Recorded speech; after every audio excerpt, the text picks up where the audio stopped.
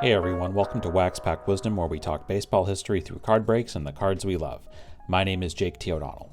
Today we're opening this pack of 1984 Topps. It is 2024. This is the 40th anniversary of this classic Topps set. I think we're not quite in the junk wax era yet. I think we're pretty close. There are a few interesting rookie cards in this set. We opened a pack of these cards, I believe in September of 2023, so we're getting back to it now. I acquired another pack somewhere along the way, and we are excited to dive in here, on the lookout potentially for Don Mattingly, Darryl Strawberry, their rookie cards, and then any other Hall of Famers, great players we can find from this era. Love the 1984 Topps set, such a classic look. So without further ado, let's dive in and see what we can find in this pack. Check out the gum. Gum is relatively intact, actually. You can see it right there. Kind of stuck to the back of Steve Renko's card. And we'll take that, actually. It's not too bad in terms of the shape of the card. So I'm going to try to find where the split is here. And we're gonna start. So the first card here is actually the first card in the entire set, card number 1, and it is for the lefty, Steve Carlton. We have pulled quite a few Steve Carlton cards out of packs, which is pretty cool. Sorry about that. Just hit the camera there, so you might get a little sick watching that part of the video. And so Steve Carlton, the lefty, we've talked about him a lot on a lot of these cards, a lot of these packs. I think I pulled his card out of a pack of, I think it was 85 Fleer that we did. This would be sort of near the end of his run with the Phillies. The Phillies are in the World Series in 1983, but as you can see here, he won his 300th game, and at the time, he became the all-time finish the season with the all-time strikeout mark of 3709. And the previous record was Walter Johnson. Now, as we know, that record was shattered by Nolan Ryan eventually later on in the late 80s, and obviously he pitched into the 90s. I don't know the number off the top of my head. I'm pretty sure that he ended with over 5,000 strikeouts. Nolan Ryan did, but Carlton had the record for a while, right at the end of the 83 season. Carlton, of course, finishes his run with the Phillies somewhere here in the next couple of years, and then he does kind of bounce around quite a bit over the course of the end of his career. But doesn't really take anything away from the fact that Carlton is one of the greatest pitchers of all time, certainly one of the greatest lefty pitchers of all time, and just pitched forever at a super high level. I am thankful to, I have reacquired his rookie card. I had a rookie card for a little bit. I put it in a trade, and I recently got a new one. I think it's an SGC 3.5, maybe. Anyway, I have to pull it out, but it's a really nice card. So anyway, there's the lefty Steve Carlton. All right. Next up is Doug Sisk from the Mets. Mets heading into a good era here. Can't really say I know a ton about Doug Sisk. And yeah, we're gonna just kind of move on. Some of the cards feel like they're sticking together a little bit here. All right, next up in this 84 pack is Mark Davis, lefty pitcher for the Giants. Kind of an interesting look. I think this card is like very off center, but you can kind of see that I'd have to look this up a little bit. I'm not sure what that dot is, if that's like a button or something on the Giants hat. I'm gonna have to find out what the situation was with that. All right. Another Phillies pitcher, Larry Christensen. Great hairstyle from that era. And yeah, we're going to move on from him. There is Rick Miller, outfielder with the Red Sox. So this is 84. We're kind of in between eras with the Red Sox here, right? I mean, they had a great era in the late 70s. A bunch of the guys ended up leaving. Carlton Fisk, Fred Lynn, Dwight Evans is still there. Jim Rice is still there. But they're kind of like building back up for the next era. And that's the guys like Wade Boggs and Roger Clemens and Mike Greenwell comes in eventually. Bruce Hurst makes his way up. Oil Can Boyd, but like 83, 82, 83, 84, the Red Sox are not really that great.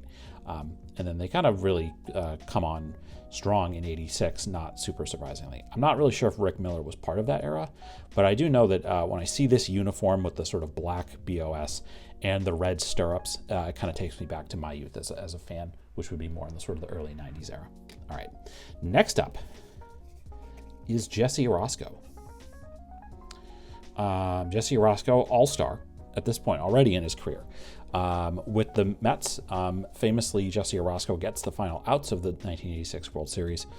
And Orosco pitches for a million years. I think it is actually a fact. Archaeologists have studied Jesse Orosco's arm and how he somehow was able to pitch as long as he did. I watched quite a bit of Jesse Orosco's career, and you think about the fact that he debuted sometime in the early 80s, I think. He was a just rubber-armed lefty who pitched until he was in his, I would guess, his mid-40s, and pitched around a lot, and he always had a role in bullpens. Now, interesting thing is that I think of him as being a lefty-only guy, a loogie, as they used to say. That has gone by the wayside, of course. You can't only pitch to one batter unless it's the last batter of an inning. So,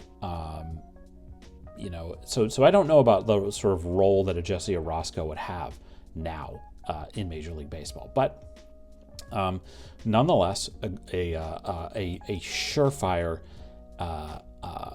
just a guy that you want on your team who can get big lefties out late in games. That was his role. That's what he did for his whole career for a lot of different teams and a lot of very good teams, including the mid-'80s Mets. So there's Jesse Orosco for you, the rubber-armed lefty specialist. All right, Steve Renko is next. We are a year away from a great year in Kansas City. I'm not really sure how they were in 84. Love the uniforms, by the way, there. There's Bob Kearney with the A's. Anyway, check out those uniforms on the A's in the mid-'80s. Not necessarily the best era for them. Rob Wilfong. I got to say, this is a slightly underwhelming pack so far. Can't really say I know all about Rob Wilfong. Great mustache. A lot of good mustaches, I would say, in this pack so far. Angels are in the ALCS in 1986, a couple years after that. There is Storm Davis, who I believe has been a pitching coach in the big leagues, if I'm not mistaken. Great name, by the way, Storm Davis. Gotta love that. Orioles are world champions in 1983, and Storm Davis throws 200 innings. Looks like was in their rotation. So there you go. Pitched a three-hit shutout at Boston, June 1983. So he would have been a pretty big part of the Orioles World Championship team in 1983. Okay. There's Rennie Martin, not to be confused with Remy Martin. I don't remember him. George Frazier. Don't really know George. I am going to maybe save... The next one is somebody that I do want to talk about. I'm going to save him for the end. I'm just going to go through the last two cards here. Darryl Brown. Don't really know a lot about him. George Hendrick with the Cardinals was an excellent first baseman for a lot of years. A key contributor to some great Cardinals teams, including their 82 championship team. I believe he was an all-star at different times. Good power hitter. Wound up being a coach. I think he was first base coach for the Rays for a long time. So he was pretty good. Here, we're going to finish the last card. And again, this is not, necessarily the greatest pack that we've ever had. But here is the final card in the pack is Denny Martinez, El Presidente. Legend, the hero, the baseball hero of the nation of Nicaragua. And again, so much so that his nickname was El Presidente. I believe he threw a no-hitter at one point. He may have even thrown a perfect game at one point in his career. A lot of years with the Orioles, again, critical part of that 83 championship team. But really kind of one of the Storm Davis, we saw him, one of the most important people on that team. He had come in, I believe, in the late 70s, maybe early 80s, and then just had a tremendous career with the Orioles, many years with the Expos as well. He was with the Indians during some of their really good run in the 90s. when I was growing up as a kid, I always hated when the Red Sox had to face Denny Martinez. He was so tough. And like I said, the hero of baseball for the nation of Nicaragua. Again, so much so that his nickname was El Presidente. Complete game win. And then there you see there 40 starts. Not necessarily a great year in 83 with a 5.5 ERA. And but I think he came into his own more as a pitcher later on in his career, but still a tremendous career for Denny Martinez. So anyway, there you go.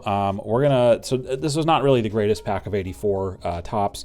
We're gonna go back to, again, number one card in the set, Steve Carlton, the lefty, who we have ended, I think, quite a few times on, Steve Carlton. So that is going to do it for this edition of Wax Pack Wisdom. Tell us what you thought of this break. What's your favorite card we pulled today? Do you have a story about one of the players in this pack? Leave us a comment and let us know. We'd love to hear it. If you enjoyed this video, we invite you to give it a like and subscribe to our channel so you don't miss any of our Wax Pack Wisdom content. In the video description, you can find links to where you can follow Wax Pack Wisdom on all social media channels. You'll also find a link to a list of our favorite nonprofits and charities. If you enjoyed this video, please consider a donation to one of those organizations. It would mean a lot to us. Thanks very much for watching, and we'll see you next time on Wax Pack Wisdom. Take care.